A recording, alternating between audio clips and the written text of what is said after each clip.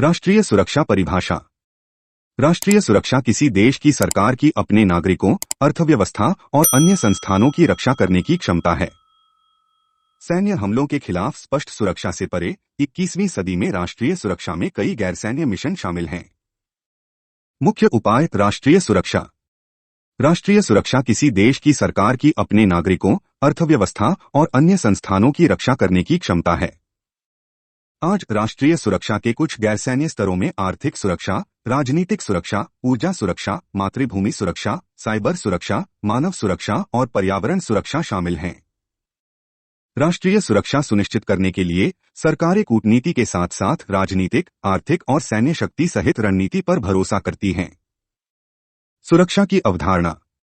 20वीं शताब्दी के अधिकांश समय के लिए राष्ट्रीय सुरक्षा सख्ती से सैन्य शक्ति और तत्परता का मामला था, लेकिन परमाणु युग की शुरुआत और शीत युद्ध के खतरों के साथ यह स्पष्ट हो गया कि पारंपरिक सैन्य युद्ध के संदर्भ में राष्ट्रीय सुरक्षा को परिभाषित करना अतीत की बात बन जाओ। आज अमेरिकी सरकार के नीति निर्माता कई राष्ट्रीय प्रतिभूतियों की मांगों को संतुलित करने के लिए संघर्ष करते हैं। इनमें आर्थिक सुरक्षा, राजनीतिक सुरक्षा, ऊर्जा सुरक्षा, मातृभूमि सुरक्षा, साइबर सुरक्षा, मानव सुरक्षा और पर्यावरण सुरक्षा शामिल हैं।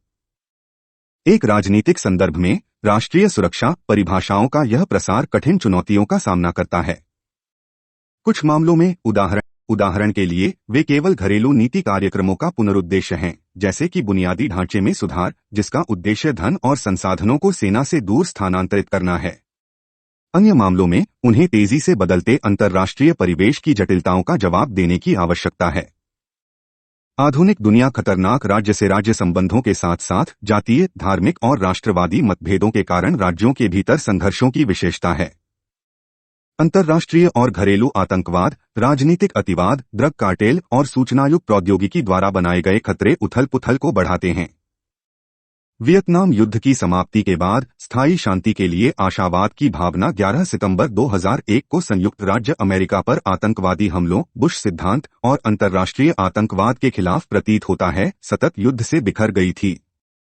आतंकवाद के खिलाफ संयुक्त राज्य अमेरिका का युद्ध और युद्ध की लगातार विकसित हो रही अवधारणाएं राजनीतिक रूप से वैश्वीकरण, आर्थिक विस्तार, मातृभूमि सुरक्षा और कूटनीति के माध्यम से अमेरिकी मूल्यों का विस्तार करने की मांग। 11 सितंबर के हमलों की प्रतिक्रिया के दौरान राष्ट्रीय सुरक्षा प्रतिष्ठान, कांग्रेस और जनता के भीतर विवाद अस्थायी रूप से मौन थे। हाल ही में हालांकि इराक में अमेरिका की भागीदारी और ईरान और उत्तर कोरिया के बारे में जारी चिंताओं ने अमेरिकी राष्ट्रीय सुरक्षा नीति के लिए चुनौतियों को बढ़ा दिया है और अमेरिकी राजनीतिक व्यवस्था और विदेश नीति में काफी उथल-पुथल पैदा कर दी है। इस माहौल में अमेरिकी राष्ट्रीय सुरक्षा नीति और प्राथमिकताएं जटिल हो गई हैं, प्रमुख पारंपरिक युद्ध के खतरे के कारण नहीं बल्कि अंतर्राष्ट्रीय क्षेत्र की अप्रत्याशित विशेषताओं के कारण। आज का राष्ट्रीय सुरक्षा वातावरण विभिन्न प्रकार के हिंसक गैरराज्य अभिनेताओं के प्रसार से जटिल है। अक्सर निर्दोष नागरिकों के खिलाफ हिंसा के जघन्य कृत्यों को अंजाम देकर ये समूह अंतर्राष्ट्रीय व्यवस्था का फायदा उठाने और उसे बाधित करने के लिए विध्वंसक साधनों का उपयोग करते हैं। आत्मघाती हमलावर अल-कायदा और अफगानिस्तान, इराक, अल्जीरिया और यमन में इसकी शाखाओं से प्रेरित और प्रशिक्षित हैं। सोमाली समुद्री लुटेरों ने नौवहन को बाधित किया, नागरिकों का अपहरण किया और सरकारों को जबरन वसूली की। रक्त तेल व्यापार के हिस्से के रूप में सरदारों ने नाइजर डेल्टा को आतंकित किया। ला फैमिलिया, एक अर्धधार्मिक ड्रग कार्टेल, मेक्सिको के मादक पदार्थों की तस्करी के मार्गों को नियंत्रित करने के लिए अपने तरीके से हत्या करता है। ऐसे समूहों की भी 18 वर्ष से कम आयु के बच्चों पर लड़ाकों के रूप में और अन्य सहायक भूमिकाओं पर अत्यधिक निर्भर रहने के लिए निंदा की जाती है। पारंपरिक राष्ट्रीय सुरक्षा रणनीति हिंसक गैरराज्य अभिनेताओं से निपटने के लिए अपर्याप्त है। वैश्विक सुरक्षा विश्लेषकों के अनुसार गैरराज्य सशस्त्र तत्वों से निपटने में लचीली व्यवस्था हमेशा आवश्यक होगी। सामान्य तौर पर 3 तथाकथित बिगाड़ने वाले प्रबंधन रणनीतियों का सुझाव दिया गया है। गैरराज्य सशस्त्र अभिनेताओं द्वारा की गई मांगों का मुकाबला करने के लिए सकारात्मक प्रस्ताव या प्रलोभन, अपने व्यवहार को बदलने के लिए समाजीकरण और सशस्त्र अभिनेताओं को कमजोर करने या कुछ शर्तों को स्वीकार करने के लिए मजबूर करने के लिए मनमाने उपाय। बिगाड़ने वाली प्रबंधन रणनीतियों से परे अंतर्राष्ट्रीय शांति निर्माण और राज्य निर्माण के प्रयास राज्य संरचनाओं और संस्थानों को मजबूत या पुनर्निर्माण करने के प्रयास से इन गैरराज्य सशस्त्र अभिनेताओं में से अधिकांश की स्थिति को चुनौती देते हैं। जबकि शांति निर्माण सामान्य रूप से स्थायी शांति की स्थापना की दिशा में काम करता है, राज्य निर्माण विशेष रूप से उस शांति को बनाए रखने में सक्षम एक कार्यात्मक राज्य के निर्माण पर केंद्रित है। तदनुसार शांति निर्माण के बाद अक्सर बाहरी तत्वों द्वारा हस्तक्षेप की प्रक्रिया में राज्य निर्माण के प्रयास किए जाते हैं। राष्ट्रीय सुरक्षा को परिभाषित करने की नई समस्याओं पर विचार करते हुए नागरिक सैन्य संबंधों के विख्यात विद्वान दिवंगत सैम सी सर्केसियन नागरिक सैन्य संबंधों और राष्ट्रीय सुरक्षा के प्रमुख विद्वान ने एक परिभाषा प्रस्तावित की जिसमें उद्देश्य, क्षमता और धारणा दोनों शामिल हैं। राष्ट्रीय सुरक्षा की अवधारणाओं का विकास। भारत को दो शत्रुतापूर्ण पड़ोसियों चीन और पाकिस्तान का सामना करना पड़ रहा है, जिनमें से दोनों राष्ट्रीय एकता को नुकसान पहुंचाते हुए राष्ट्र विरोधी समूहों का समर्थन करते हुए भारतीय रक्षा तैयारियों में कमजोरी का फायदा उठाने की कोशिश करेंगे। चले हफ्ते हैदराबाद में आईपीएस परिवीक्षाधीनों के 73वें बैच को संबोधित करते हुए राष्ट्रीय सुरक्षा सलाहकार अजीत डोभाल ने कहा, राजनीतिक या सैन्य उद्देश्यों को प्राप्त करने के लिए युद्ध एक प्रभावी साधन बनना बंद हो गए हैं। वे बहुत महंगे और अफोर्डेबल हैं और साथ ही उनके परिणाम के बारे में अनिश्चितता है। लेकिन यह नागरिक समाज है जिसे विकृत किया जा सकता है, विभाजित किया जा सकता है, जिसे राष्ट्र के हित को चोट पहुंचाने के लिए हेरफेर किया जा सकता है। परमाणु वातावरण में, जैसा कि उपमहाद्वीप में प्रचलित है, युद्ध छोटे, तेज और स्थानीय होंगे। उद्देश्य उथले होंगे। इसी समय क्षेत्र का नुकसान अस्वीकार्य है। जैसा कि मई 2020 में चीनी घुसपैठ की पुष्टि हुई, जब तक सशस्त्र बल अच्छी तरह से सुसज्जित और तैयार नहीं होंगे, विरोधी कमजोरियों का फायदा उठाएंगे। इसलिए राष्ट्रीय सुरक्षा का अर्थ आंतरिक और बाहरी खतरों से एक साथ निपटना होगा, सुरक्षा एजेंसियों के साथ अलगाव में काम करने के बजाय, जैसा कि अनुमान लगाया जा रहा है। राष्ट्रीय सुरक्षा की पूर्व की दो परिभाषाएं इसका सार हैं। 1961 से 1968 तक अमेरिकी रक्षा सचिव स्वर्गीय रॉबर्ट मैकनामारा ने कहा, सुरक्षा सैन्य हार्डवेयर नहीं है, हालांकि इसमें इसे शामिल किया जा सकता है।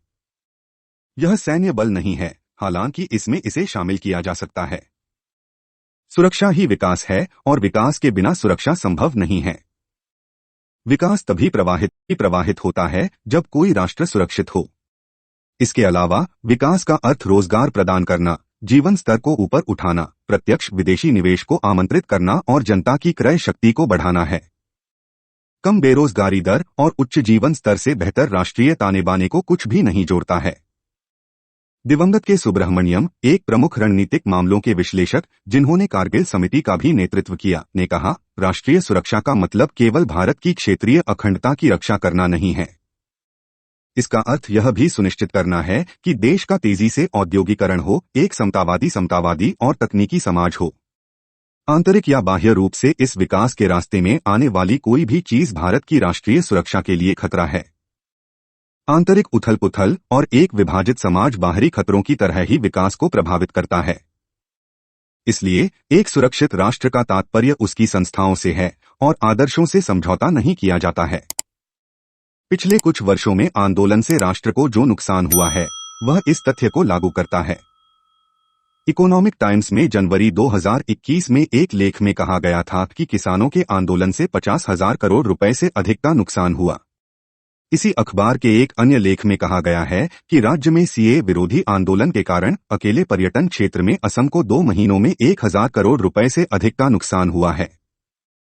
जूरी अभी भी इस बात से बाहर है कि क्या ये आंदोलन भारतीय विरोधियों द्वारा चलाए जा रहे हाइब्रिड युद्ध का नतीजा थे या केंद्रीय कानूनों की वास्तविक प्रतिक्रिया थी। हाइब्रिड युद्ध, जो शांति और युद्ध की अवधि के दौरान प्रबल होता है, में साइबर और सूचनात्मक शत्रुता, अलगाववादी समूहों को समर्थन और नकली समाचार और झूठे प्रचार फैलाकर समाज के ताने बाने को तोड़ना शामिल है। ये किसी राष्ट्र को भीतर से गंभीर रूप से नुकसान पहुंचा सकते हैं। ऐसे कई मौके आए हैं जब पाकिस्तान ने सांप्रदायिक हिंसा की घटनाओं को जन्म देने का प्रयास किया है, जिससे भारतीय समाज विभाजित हो गया है। साथ ही शत्रु राष्ट्रों को दूर रखने के लिए मजबूत सशस्त्र बल आवश्यक हैं। स्वर्गीय राष्ट्रपति एपीजे अब्दुल कलाम ने 9 दिसंबर 2006 को भारतीय सैन्य अकादमी के पासिंग आउट कैडेटों को संबोधित करते हुए कहा, राष्ट्रीय सुरक्षा 2 महत्वपूर्ण घटकों से पैदा होती है। एक है आर्थिक विकास और समृद्धि, दूसरा सभी प्रकार के खतरों से राष्ट्र की रक्षा करने की क्षमता है। भारत दोनों मोर्चों पर आगे बढ़ रहा है। उन्होंने कहा, हालांकि इस प्रक्रिया को पटरी से उतारने के लिए ताकतें काम कर रही हैं। वे नहीं चाहते कि भारत आर्थिक रूप से सफल हो और सैन्य क्षमता में आत्मनिर्भर बने। हमारी सीमाओं पर हमेशा एक गतिशील वातावरण रहेगा जिसमें हमारे सशस्त्र बलों द्वारा शाश्वत सतर्कता की आवश्यकता होगी। भारत को दो शत्रुतापूर्ण पड़ोसियों चीन और पाकिस्तान का सामना करना पड़ रहा है, जिनमें से दोनों राष्ट्रीय एकता को नुकसान पहुंचाते हुए राष्ट्र विरोधी समूहों का समर्थन करते हुए भारतीय रक्षा तैयारियों में कमजोरी का फायदा उठाने की कोशिश करेंगे। पाकिस्तान कश्मीर में सक्रिय आतंकवादी समूहों का समर्थन करता रहा है, जबकि चीन कुछ पूर्वोत्तर विद्रोहियों का समर्थन करता है। उग्रवाद विरोधी से एलएसी में सैनिकों की पुनः तैनाती से पूर्वोत्तर में उग्रवाद का धीमा पुनरुत्थान हुआ है। हाल ही में 46 असम राइफल्स के कमांडिंग ऑफिसर और उनके परिवार को निशाना बनाकर किए गए हमले के पीछे आतंकवादी समूहों को चीन द्वारा वित्त पोषित किए जाने की संभावना है। ग्लोबल टाइम्स के प्रधान संपादक हू जिजिन ने हाल के एक ट्वीट में कहा था, उन्हें भारत पता होना चाहिए कि हम पूर्वोत्तर भारत में अलगाववादी ताकतों का समर्थन कर सकते हैं। दोनों विरोधियों का इरादा भारत को आतंकवादी समूहों वाले संसाधनों को खर्च करने और राष्ट्रीय ताने बाने को तोड़ने के लिए मजबूर करना है। आतंकवाद विरोधी अभियान में भारतीय बलों की एक सामरिक त्रुटि के कारण नागरिकों की मौत हो सकती है, जिसके परिणामस्वरूप हमारे विरोधियों के नेतृत्व में एक वैश्विक नकारात्मक छवि प्रक्षेपण हो सकता है। भारत के रूप में लद्दाख में घुसपैठ करने वाले चीनी कोविड के शिकार थे ने अपने वार्षिक अभ्यास का मुकाबला करने के लिए पर्याप्त बल तैनात नहीं किए थे। चीन हमेशा बिना लड़े एक दुश्मन को वश में करने की सन त्सू अवधारणा को अपनाता है। इसलिए इसकी रणनीति सलामी टुकड़े करना है, शांति के समय में अलगाववादी आंदोलनों और सूचना युद्ध का समर्थन करना, शत्रुता के दौरान गैरसंपर्क युद्ध पर जोर देना, क्योंकि यह पारंपरिक अभियानों में अनुभवी और युद्धकठोर भारतीय बलों को चुनौती देने से बचने का प्रयास करता है। पाकिस्तान के पास सीधे तौर पर भारत को निशाना बनाने की क्षमता नहीं है और इसलिए वह आतंकवाद का समर्थन करता है और अपने भीतर धार्मिक विभाजन को बढ़ाता है। अगर भारत को इस ढेर सारे खतरों से निपटना है तो उसे अपनी सुरक्षा एजेंसियों को एक साथ काम करने की जरूरत है। यह समन्वय पूरी तरह से राष्ट्रीय सुरक्षा परिषद (एनएससी) पर पड़ता है। 16 अप्रैल 1999 के कैबिनेट सचिवालय के प्रस्ताव जिसने एनएससी बनाया ने कहा, केंद्र सरकार यह मानती है कि राष्ट्रीय सुरक्षा प्रबंधन को राज्य के राजनीतिक, सैन्य, राजनयिक, वैज्ञानिक और तकनीकी संसाधनों की रक्षा और बढ़ावा देने के लिए एकीकृत सोच और समन्वित अनुप्रयोग की आवश्यकता है। राष्ट्रीय सुरक्षा के लक्ष्य और उद्देश्य। राष्ट्र के संदर्भ में राष्ट्रीय सुरक्षा को न केवल सैन्य दृष्टि से बल्कि आंतरिक सुरक्षा, आर्थिक सुरक्षा, तकनीकी ताकत और विदेश नीति के संदर्भ में भी देखा जाना चाहिए। एनएससी को सत्ता के सभी तत्वों के प्रतिनिधियों के साथ फिर से गठित किया जाना चाहिए, न कि एक सेवा पर हावी होना चाहिए। इसके अलावा आंतरिक और बाहरी खतरों को कभी भी अलग थलग नहीं माना जाना चाहिए। दोनों समान रूप से हानिकारक और परस्पर अन्योन्याश्रित हैं, जिनसे निपटने के लिए एक संपूर्ण सरकारी दृष्टिकोण की आवश्यकता है। एक को दूसरे के लिए अनदेखा करना एक जोखिम भरी रणनीति है। सुरक्षा की अंतर्राष्ट्रीय प्रणाली।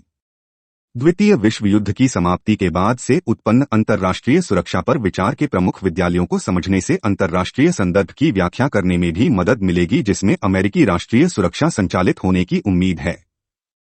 विचार के इन स्कूलों में शामिल हैं: सामूहिक रक्षा। सामूहिक रक्षा राष्ट्र राज्यों के बीच एक आधिकारिक व्यवस्था है जो अन्य सदस्य राज्यों पर हमला होने पर कुछ रक्षा सहायता प्रदान करती है। यह प्रथम विश्व युद्ध और आज उत्तरी अटलांटिक संधि संगठन से पहले United kingdom, French third Republic और रूसी साम्राज्य के बीच ट्रिपल एंटेंटे जैसे क्लासिक रक्षा गठबंधनों का आधार है। यह न केवल भौगोलिक सीमा से बल्कि सैन्य प्रतिबद्धताओं पर ध्यान देने से भी अलग है। सामूहिक सुरक्षा। सामूहिक सुरक्षा से तात्पर्य विभिन्न प्रकार की व्यवस्थाओं से है। कड़ाई से बोलते हुए सदस्य राज्यों की आपसी प्रतिबद्धताओं को शामिल करते हुए सामूहिक रक्षा को सामूहिक सुरक्षा का एक रूप माना जा सकता है, भले ही यह भौगोलिक रूप से सैन्य रक्षा तक सीमित हो। अधिक बार हालांकि सामूहिक सुरक्षा को एक क्षेत्रीय और वैश्विक अवधारणा के रूप में माना जाता है, जिसका प्रतिनिधित्व लीग ऑफ नेशंस और संयुक्त राष्ट्र जैसे अंतर्राष्ट्रीय संस्थानों द्वारा किया जाता है। अक्सर ऐसी व्यवस्थाएं अंतर्राष्ट्रीय कानून और अंतर्राष्ट्रीय सहायता और शासन की अवधारणाओं से पुष्ट होती हैं। उनकी विशिष्ट विशेषता अंतर्राष्ट्रीय स्तर पर सामूहिक कार्रवाई और राष्ट्र राज्यों की अपनी सुरक्षा के लिए अंततः जिम्मेदार होने की स्वीकृति के बीच उनका संकर चरित्र है। वैश्विक सुरक्षा।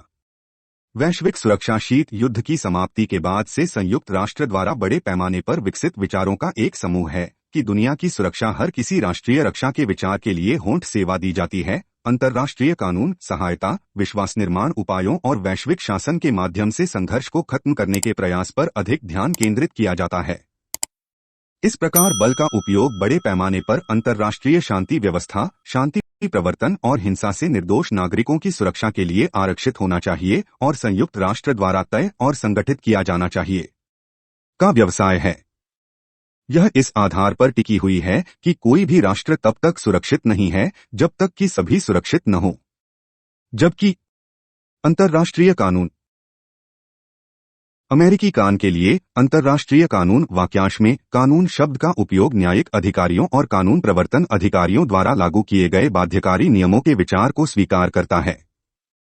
हालांकि घरेलू संदर्भ में अमेरिकी जिसे कानून के रूप में समझते हैं, वह अक्सर अंतर्राष्ट्रीय कानून के साथ अमेरिकी अनुपालन पर विचार करने के लिए जगह से बाहर है। अमेरिकी सरकार को देश के सर्वोच्च कानून का पालन करना चाहिए, जिसे अमेरिकी संविधान स्पष्ट करता है, जिसमें स्वयं संविधान, उसके अनुसरण में बनाए गए कानून और संयुक्त राज्य अमेरिका के प्राधिकरण के तहत सभी संधियां या बनाई जाएंगी। संविधान के अनुच्छेद 6 का हवाला देते हुए संयुक्त राज्य अमेरिका भी प्रथागत अंतर्राष्ट्रीय कानून के रूप में जाना जाता है, जिसका पालन करने का अभ्यास करता है, जो उन प्रथाओं और रीति रिवाजों से युक्त होता है जिन्हें राज्य अनिवार्य के रूप में देखते हैं और जो एक वर्दी में राज्यों की प्रधानता में लगे या अन्यथा स्वीकार किए जाते हैं। राष्ट्रीय सुरक्षा के गैर सैन्य विचार। 20वीं शताब्दी के अधिकांश समय में राष्ट्रीय जैसा भी मामला हो। 1947 में संयुक्त राज्य अमेरिका ने राष्ट्रीय सुरक्षा से संबंधित घरेलू, विदेशी और सैन्य नीतियों के एकीकरण के संबंध में राष्ट्रपति को सलाह देने के लिए राष्ट्रीय सुरक्षा परिषद की स्थापना की। परमाणु युग की सुबह यह अच्छी तरह से समझा गया था कि राष्ट्रीय सुरक्षा को पूरी तरह से अलग अलग लड़ाइयों में लड़ने वाली सेनाओं के संदर्भ में परिभाषित करने के दिन अतीत की बातें थीं। तब से राष्ट्रीय सुरक्षा का अर्थ अलग अलग लोगों के लिए अलग अलग हो गया है। आज सभी प्रकार की राष्ट्रीय प्रतिभूतियां हैं। इनमें आर्थिक सुरक्षा शामिल है, ऊर्जा सुरक्षा, पर्यावरण सुरक्षा और यहां तक कि स्वास्थ्य, महिला और खाद्य सुरक्षा भी। परिभाषाओं का सुरक्षा सैन्य सुरक्षा पर केंद्रित थी, लेकिन एक अवधारणा के रूप में यह समय के साथ विस्तारित हो गई, जो सशस्त्र बल कर सकते थे, या यह प्रसार हमेशा अच्छे के लिए नहीं रहा है। कुछ उदाहरणों में, उदाहरण के लिए, यह पेंटागन से संसाधनों को दूर करने के लिए घरेलू एजेंडा की रिब्रांडिंग मात्र है। अन्य मामलों में यह बदलते अंतर्राष्ट्रीय परिवेश की जटिलताओं के साथ तालमेल बिठा रहा है। निम्नलिखित सूची राष्ट्रीय सुरक्षा की गैरसैन्य परिभाषाओं के प्रमुख विरोधी विचारों की परिभाषा प्रदान करती है, जिसमें उनकी योग्यता या कमियों का कोई विश्लेषण नहीं है। राजनीतिक सुरक्षा। सरकार और राजनीतिक व्यवस्था की संप्रभुता और समाज की सुरक्षा को गैरकानूनी आंतरिक खतरों और बाहरी खतरों या दबावों से बचाने के लिए संदर्भित करता है।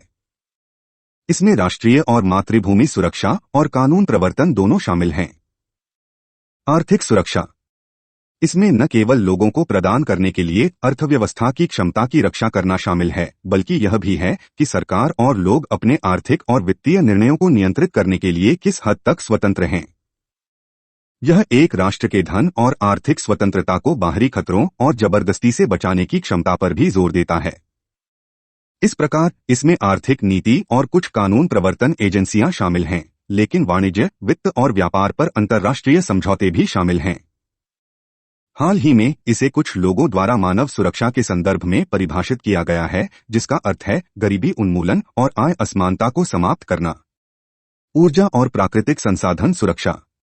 इसे अक्सर उस डिग्री के रूप में परिभाषित किया जाता है जिस तक किसी राष्ट्र या लोगों की तेल, गैस, पानी और खनिजों जैसे ऊर्जा संसाधनों तक पहुंच होती है।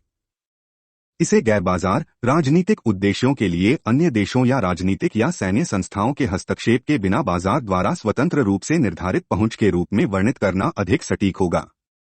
होमलैंड सुरक्षा घरेलू सुरक्षा कार्यों का एक समूह है जो 9/11 के बाद से एक ही एजेंसी, होलैंड सिक्योरिटी विभाग में आयोजित किया गया है।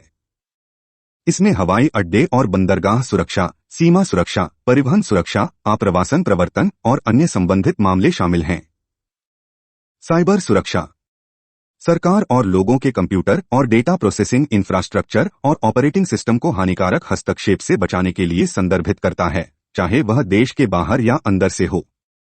इस प्रकार इसमें न केवल राष्ट्रीय रक्षा और मातृभूमि सुरक्षा शामिल है, बल्कि कानून प्रवर्तन भी शामिल है। मानव सुरक्षा शीत युद्ध की समाप्ति के बाद संयुक्त राष्ट्र में बड़े पैमाने पर विकसित एक अवधारणा को संदर्भित करता है। यह सुरक्षा को व्यापक रूप से लोगों की भूख, बीमारी और दमन से सुरक्षा के रूप में परिभाषित करता है, जिसमें दैनिक जीवन के हानिकारक व्यवधान भी शामिल हैं। समय के साथ आर्थिक सुरक्षा, पर्यावरण सुरक्षा, खाद्य सुरक्षा, स्वास्थ्य सुरक्षा, व्यक्तिगत सुरक्षा, सामुदायिक सुरक्षा, राजनीतिक सुरक्षा और महिलाओं और अल्पसंख्यकों की सुरक्षा को शामिल करने के लिए अवधारणा का विस्तार हुआ है। इसकी विशिष्ट विशेषता राष्ट्रीय सुरक्षा को राष्ट्र राज्यों के बीच एक सैन्य समस्या के रूप में टालना या कम करना है, इसके बजाय सामाजिक और आर्थिक कारणों पर ध्यान केंद्रित करना और लोगों को हिंसा से बचाने के लिए एक कल्पित अंतर्राष्ट्रीय जिम्मेदारी है। यह संयुक्त राष्ट्र द्वारा निर्धारित और प्रशासित किया जाना है। पर्यावरण सुरक्षा एक विचार है जिसके कई अर्थ हैं। एक पानी की कमी, ऊर्जा व्यवधान या गंभीर जलवायु परिवर्तन जैसी पर्यावरणीय समस्याओं के कारण होने वाले संघर्षों का जवाब देने की अधिक पारंपरिक अवधारणा है। यह माना जाता है कि ये समस्याएं अंतर्राष्ट्रीय हैं और इस प्रकार राष्ट्रों के बीच संघर्ष का कारण बन सकती हैं। दूसरी अधिक हाल की अवधारणा यह है कि पर्यावरण और जलवायु को अपने आप में और अंत के रूप में संरक्षित किया जाना चाहिए। धारणा यह है कि मनुष्य के कारण होने वाला पर्यावरणीय क्षरण एक खतरा है जिसे संधियों और अंतर्राष्ट्रीय शासन द्वारा संबोधित किया जाना चाहिए, जैसे कि यह राष्ट्रीय सुरक्षा खतरे के नैतिक समकक्ष थे।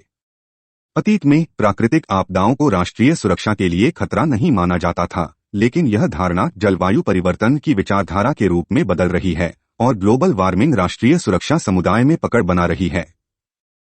From